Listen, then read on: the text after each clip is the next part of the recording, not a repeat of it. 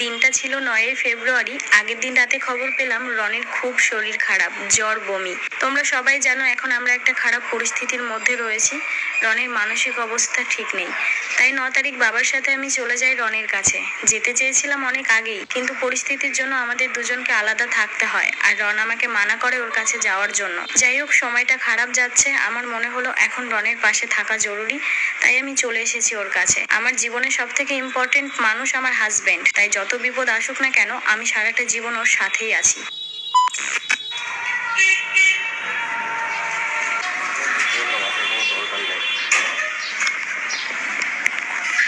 বন্ধ করো।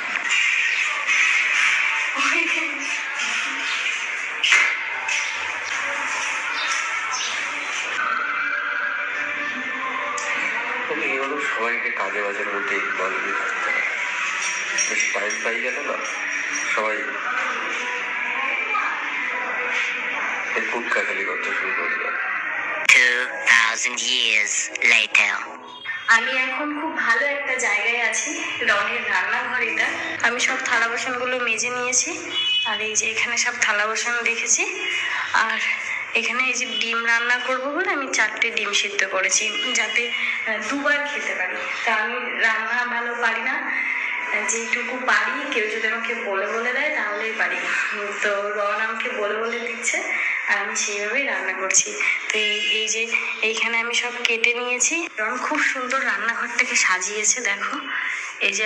এই যে ব্লিঙ্কিট থেকে আলু অর্ডার করেছে, আলু পেঁয়াজ আছে এখানে, আর এখানে 2টো বেগুন আছে, আর রসুন, টমেটো, আর কিছুই নেই ওর সবজি।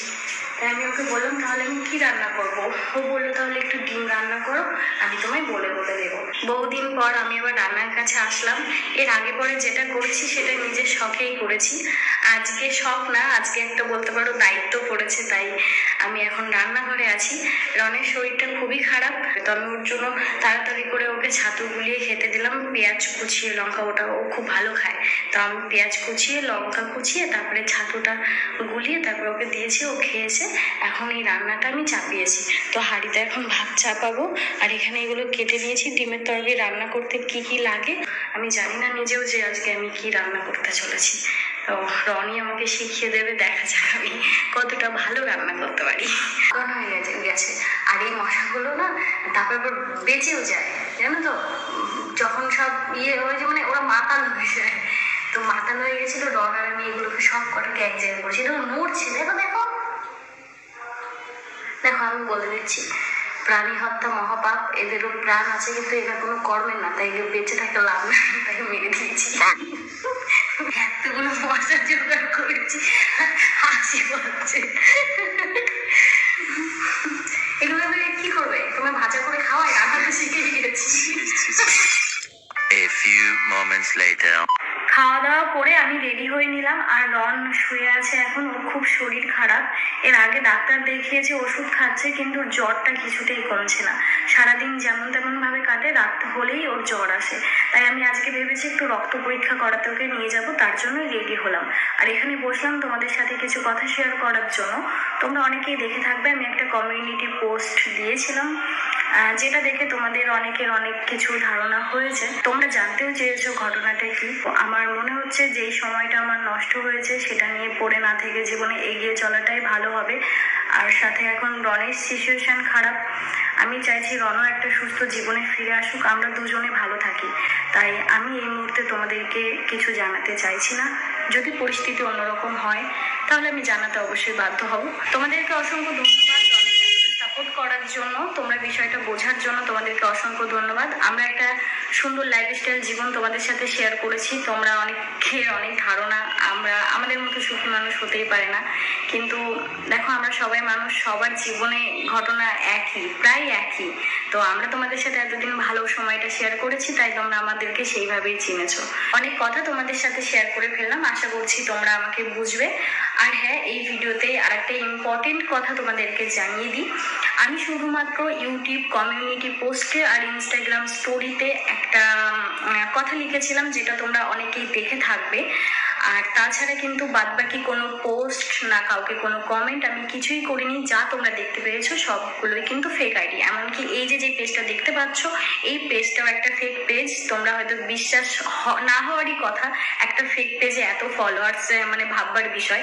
যাই হোক, এই পেজটাকে আমি কোনোভাবেই বন্ধ করতে পারছি না। আরো আরো আরো প্রোফাইল পেজ প্রচুর আছে ফেসবুকে, মানে অসংখ্য, যেখানে আমার থেকে তাদের ফলোয়ার্স বেশি। তোমরা হয়তো আবারও বিশ্বাস নাই করতে পারো। এই যেই পেজটা দেখতে পাচ্ছ, এটাই আমার এখন মানে নতুন করা। এই পেজটাতেই আমি ভিডিও আপলোড করি। আর বাদ বাকি আগে যে পেজগুলো ছিল সব হ্যাক হয়ে গেছে, নষ্ট হয়ে গেছে। আর ফেক পেজে এখন পুরো আমাকে ছাড়িয়ে গেছে ফেক পেজগুলো। যাই হোক, তোমাদেরও অনেকের ভুল হতে পারে, কারণ আমার আসল পেজ প্রোফাইল এগুলো চেনা মুশকিল এখন, যেহেতু আমার পেজের থেকে ফেক পেজের ফলোয়ার্স বেড়ে গেছে। তো তোমাদেরকে আমি জানিয়ে দিলাম, আমার এই একটা মাত্র পেজ, এখানেই যা পোস্ট করব তোমরা দেখতে পাবে। বাদ বাকি যেগুলো তোমরা দেখতে পাচ্ছ ওগুলো সব কিছু ফেক আইডি। তো ভিডিওটা আমি এখানেই শেষ করছি। একটা নর্মাল জীবনে ফিরতে চাইছি, রনকে হ্যাপি রাখতে চাইছি, তাই আজকের এই ভিডিওটা আমি তোমাদের সাথে শেয়ার করলাম। আশা করছি তোমরা আমাদেরকে বুঝবে। তো সকলে ভালো থেকো, সুস্থ থেকো, আর দেখা হচ্ছে নেক্সট ভিডিওতে। কত মিষ্টি একটা মেয়ে, যে কিনা তার হাজবেন্ডের সঙ্গে সংসার করতে চায়, একসাথে সবাইকে নিয়ে থাকতে চায়, কিন্তু কোনো একটা পরিস্থিতি তাদের দুজনকে আলাদা করে দিয়েছে, যেটা কিনা আমরা পৃথিবীর মুখ থেকেই শুনতে পেলাম। কি এমন পরিস্থিতি? একটা সুন্দর সংসার, বাড়ি ঘর টাকা পয়সা কোনো কিছুরই তো অভাব নেই। তাহলে কি অভাব শুধু ভালোবাসার? না না না, দুজনের মধ্যে ভালোবাসার নয়, মাঝখানে কেউ মানে ছুঁয়ে ঢুকে ফাল হয়ে বেরোচ্ছে, যেটা ঘটছে। আর মশা দিয়ে যে কথাগুলো বলল প্রীতি, একদম ঠিক কথা। এরা অজ্ঞান হয়ে যায়, এরা মরে না, একদম ঠিক কথা। কাকে ঠুকলো সেটা তো পরিষ্কার বোঝাই গেল। তবে সত্যি কথা বলতে রনকে দেখে ভীষণ খারাপ লাগছে। চোখ দুটো যেন সবসময় ছলছল করছে, কোনো একটা কষ্ট। কারণ দেখো, দেখতেই পেলে লিখে দিয়েছে যে একা একা বসে কিছু ভাবে। স্বাভাবিক, যে মানুষটাকে পরিবারের সবাই মিলে একা করে দিয়েছে, সে তো ভাববেই যে নিজের তৈরি বাড়িতে আমি নিজে যেতে পারছি না। দ্বিতীয়ত হচ্ছে, নিজের রান্না নিজে করে খেতে হয়, কারণ আগের ভিডিওতেই আমরা শুনেছি নিজের জামা কাপড় নিজেকে কাচতে হয়। এমন কি অপরাধ করে ফেলেছে ছেলেটা? এমন কি অপরাধ করেছে? না একটি মেয়েকে ভালোবেসে বিয়ে করে, রেজিস্ট্রি ম্যারেজ করে তার সাথে সংসার করতে চাইছে। সেইখানেও বাড়ির লোকের সমস্যা। অ্যাকচুয়ালি সমস্যা রনকে নিয়ে নয়, সমস্যা কিন্তু পৃথিকে নিয়ে। যে কোনো কারণেই হোক, পৃথির কাছ থেকে যা যা শুষে নেবার, টাকা পয়সা, বাড়িঘর তৈরি করবার, ফেস ভ্যালু, এই ননদ থেকে বাড়ির সবাই থেকে কিন্তু শুরু করে নিয়েছে, মানে তৈরি করে নিয়েছে। আর ঠিক সেই জন্যই পৃথিকে আর তাদের প্রয়োজন নেই। পৃথির জায়গায় অন্য মেয়ে আসলে রনের জীবনে হয়তো তারা বেশি হ্যাপি হতো, কিন্তু রন পৃথির থেকে আলাদা করে দিলে বাঁচবে না, আর পৃথিও বাঁচবে না রনের থেকে আলাদা হয়ে গেলে। একে অপরের কিন্তু এরা পরিপূরক। তাই ওদের দুজনকে একসঙ্গে দেখতে কিন্তু সবার ভালো লাগে এবং ওরা দুজনে একসঙ্গে থাকুক, এটাই চাই। এবং পৃথি এটাও বলল যে পরিস্থিতি যদি সেরকম হয় তখন মুখ খুলবে। জানি পরিস্থিতি হয়তো গুটিয়ে যাবে, তার কারণ হচ্ছে দিদি যে জিনিসগুলো করেছে সেগুলো যে সবটাই ফেক আমরা কিন্তু বুঝতে পারছি। ঠিক সেই কারণেই পরিস্থিতি কিন্তু গুটিয়ে যাবে, সেটা আমরা বুঝতে পারছি। কারণ পৃথি রনের পাশে আছে, এর চাইতে বড় আর কিছু হয় না। কারণ পৃথি মুখ খুললেই কিন্তু অনেক কিছু খোলসা হয়ে যাবে। অনেক কিছু ফুটেজ কিন্তু পৃথির কাছে আছে, যে পৃথির ওপর ডোমেস্টিক ভায়োলেন্স হয়েছে। সেটা কিন্তু ওর কথা থেকেই, ও পরিষ্কার করে না বললেও কিন্তু ওর কথা থেকেই পরিষ্কার হয়ে যাচ্ছে।